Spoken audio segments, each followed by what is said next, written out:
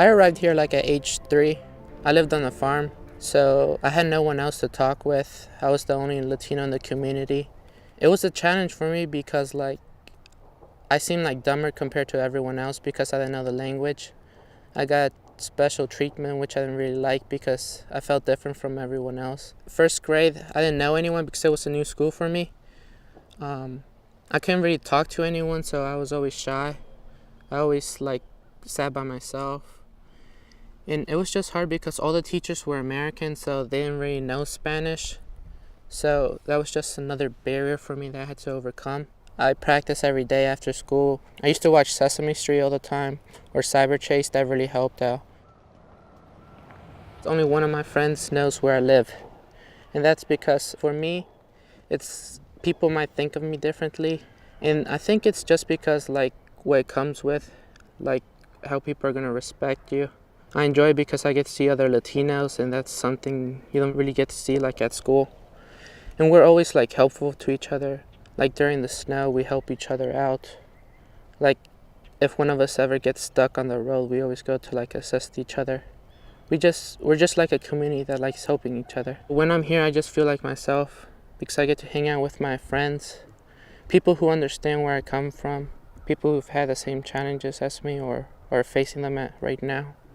At age 10, I promised myself that no matter what, I would always help out my mom. Because she's always been there for me. I always try to be happy with her.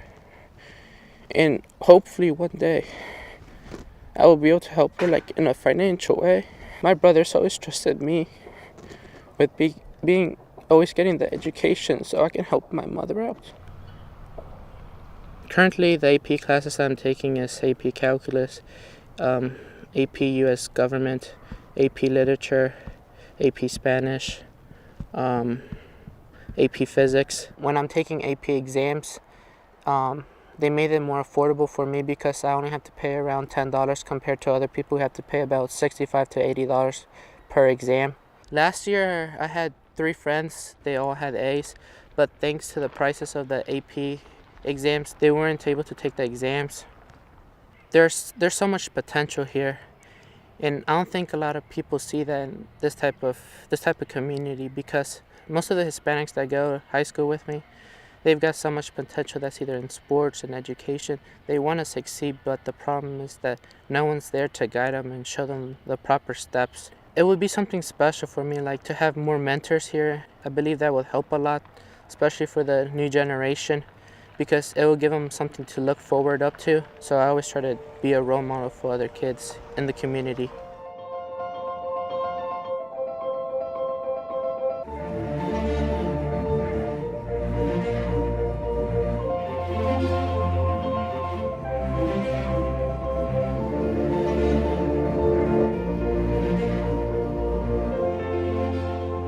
My name is Precious Minor. I'm 17, a senior at Charlottesville High School. Growing up, I witnessed a lot. I have. I've seen somebody get stabbed as getting off a school bus, people getting shot. I've seen a lot, but it's just once again, those things happen because people allow them to happen. I was maybe 9 or 10. And that's when I had really lost my dad to some serious stuff, because he felt like it was okay for him to do those things. So it was I learned a lot. And then I lost my mom also, to not because she was a part of it or a part of a gang or anything, but because she affiliated herself with people like that. As far as gang-wise go in Charlottesville, I just feel like it's never going to stop. And it's never going to stop because kids learn from adults.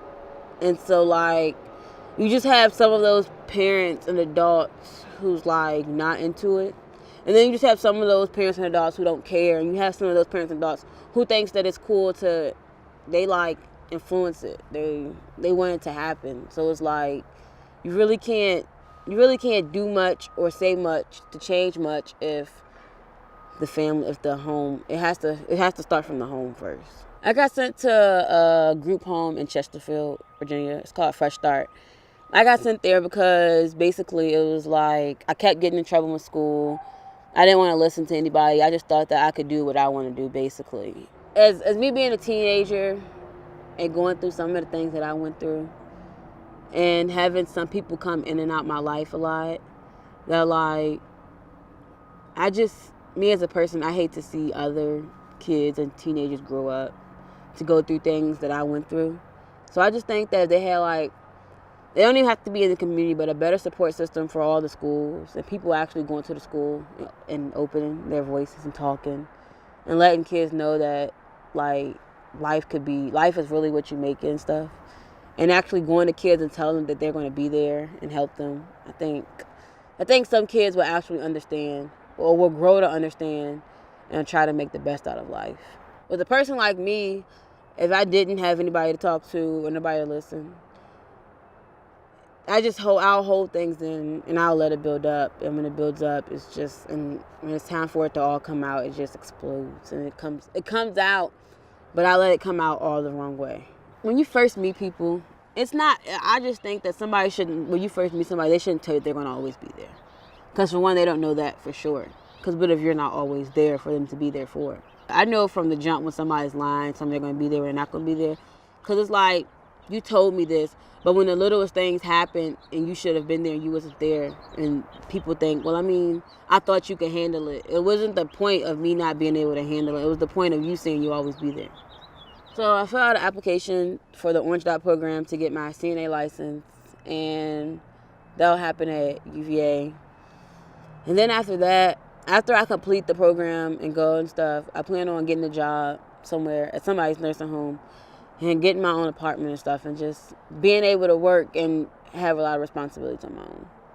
Basically, the lesson learned is that not everybody's going to always be there. Not everything's going to always be your way, but you have to deal with it because it's life. And that I realized that it's just some things isn't worth getting in trouble anymore. It isn't worth doing to lose what you really have. I don't know. I just plan to make the best of my future. I don't really know all of what I'm going to do, but I plan to make the best of it.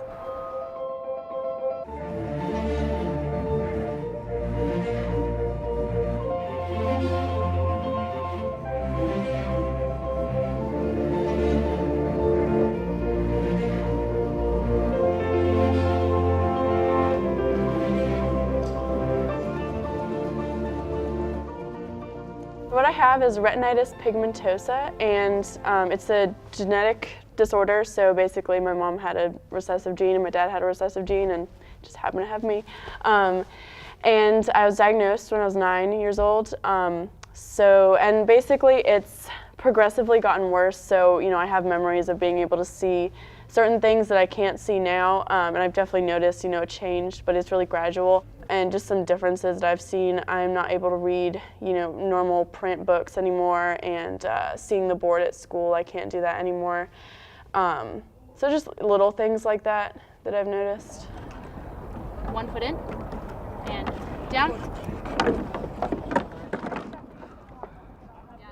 I think in the boat, I just feel comfortable. Part of the reason that I got so hooked on rowing is because it's just, it's really, you don't need vision at all to do it. I don't know, I think something just clicked and I was like, I love this and I want to do this forever. And then it was actually, in the beginning, it was, I wasn't actually going to be able to row with Albemarle. It was kind of I didn't go there and it was going to be difficult, but I think Kathy Kaufman saw how hard I was working and I kind of found ways to row as much as I could through the fall and stuff, and she saw how, dedicated I was, and she gave me a chance to try out, and so I'm here today. So for me, it's really the one thing that I found where I don't even think about my vision at all. I can just be there and enjoy it and enjoy the people, and it's great.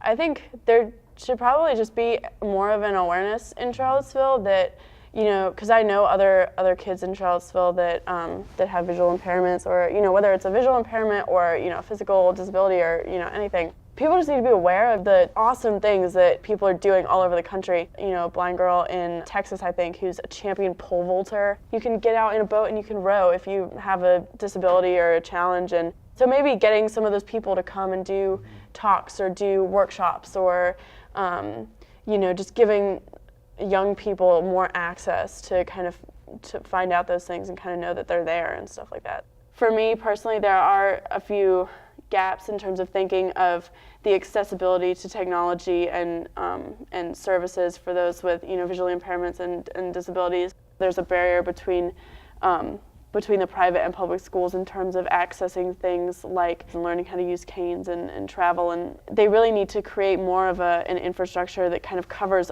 everyone in the school system and not just make it this public-private kind of thing. I have my mobility instructor, but he's not allowed to teach me mobility on Tandem campus, which is really funny because that's where I am most of the time. I can't drive with my vision, and I would love to. My mom drives me everywhere, and as an 18-year-old, that kind of sucks sometimes.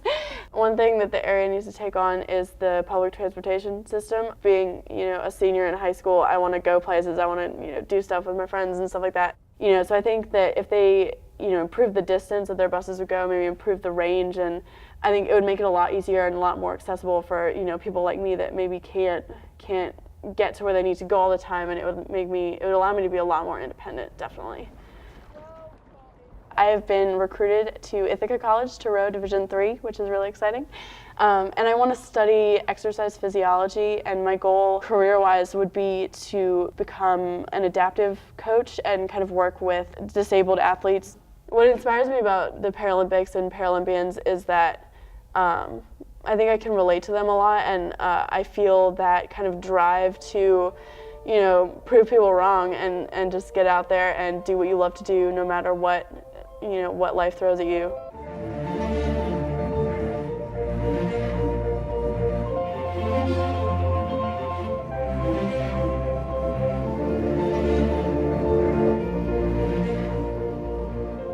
I go to the Miller School of Albemarle. I am a senior.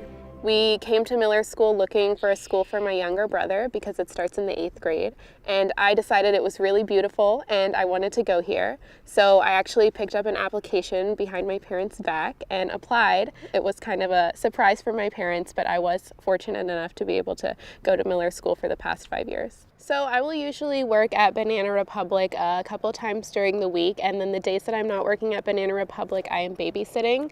So school for me starts at 8 a.m. and ends at 2:45, and then if I have time, I will go to ballet class for a couple of hours, and then in the evening, starting about 5 or 5:30, I will go to work at Banana, or I will go as a nanny and take care of some little kids. It is sometimes difficult to complete all of my assignments, especially during the college application process. It's extremely time consuming. Sometimes you don't sleep, sometimes you do sleep. You just have to really balance your time and try and get as much done as you can.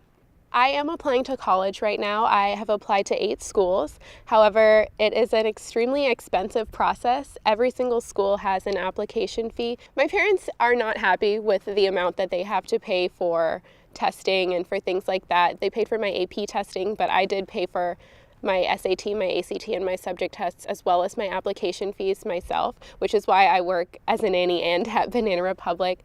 A lot of my friends did not decide to take AP classes because they didn't have the money, or they did not want to pay for a test that they didn't know if it would guarantee their acceptance into college. I think financial limitations definitely limit talented people. If you can't overcome an obstacle with being able to afford paying for these things, then you might not be able to expand on your full potential and get to go to college and have that experience that you really want, but you just can't afford.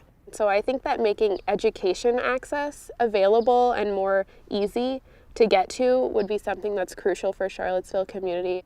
Applying to all those schools, hopefully I get into all of them. However, it is going to come down to the cost of it. I'm going to make my decision based on how much scholarship I get and which turns out to be the best financial deal for me. I don't want to graduate with a huge amount of debt, so I think for me my choice is going to come down to where I get the most financial aid and where I would like to go.